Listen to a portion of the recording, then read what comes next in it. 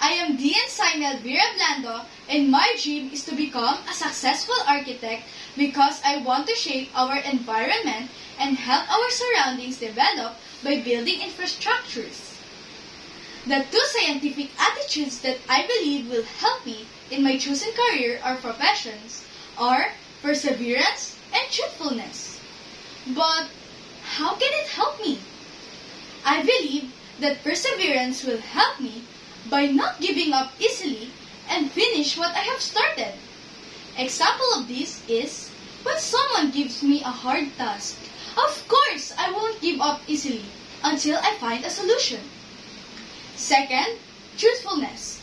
I believe that truthfulness will help me be honest to myself, to my work, to the people I serve, and most of all, to God.